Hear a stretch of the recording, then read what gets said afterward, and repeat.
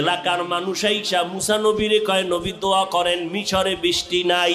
নবী ৭০,০০০ কাফেলা নিয়ে জঙ্গলে গেলেন দোয়া করবে।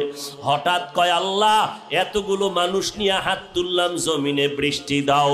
আমার আল্লাহ ডেকে বলে রে মুসা, তুমি যেই লোকগুলো নিয়ে দোয়া করতেছো এই লোকের মধ্যে একটা গুনাহগার আছে, লাগাতার ৪০ বছর গুনাহ করেছে, জিনা করতেছে। ওই বান্দাটারে যদি উঠাইয়া না দাও আমি তোমাদের দোয়া কবুল করিয়া বৃষ্টি দিব না।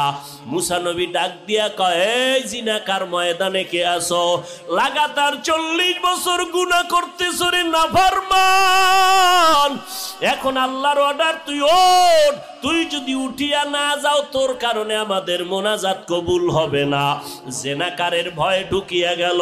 এখন যদি আমি উঠিয়া যাই তো মানুষ বলবে আমি জিনাকার, যদি চোখের পানি ছাড়িয়া কান্না করি মানুষ বলবে আমি অপরাধী।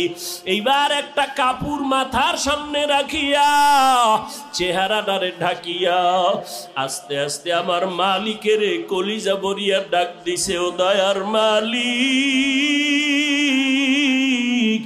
৪০টা বছর আমি গুনাহ করতেছি, তুমি তো কখনো আমার গুনাহটারে মানুষের কাছে প্রকাশ করাও নাই। তুমি দয়ার চাদরের মধ্যে তো আমারে রাখছো, আজকে মুসা নবীর সামনে আমাকে কেন তুমি প্রকাশ করাইবা? ও আল্লাহ, তওবা করলাম, আর গুনাহ করব না, জীবনে আর গুনার কাছেও যাব না রে আল্লাহ, তুমি আমারে দয়া করিয়া মাফ করিয়া দাও। এবার হঠাৎ করে মুসা নবী দেখতেছে আকাশটা মেঘাচ্ছন্ন, বৃষ্টি পড়াও শুরু হয়ে গেল।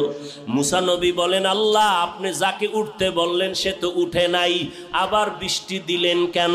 আল্লাহ বলে, রে মুসা, যার কারণে বলছি বৃষ্টি দিব না তার কারণেই জমিনে বৃষ্টি দান করলাম। আল্লাহর নবী বলেন, তা কেমন করে?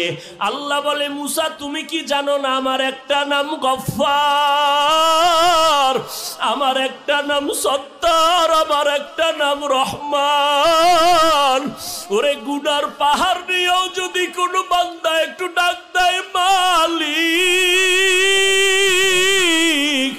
ও আল্লাহ তুমি আমারে মাফ করিয়া দাও।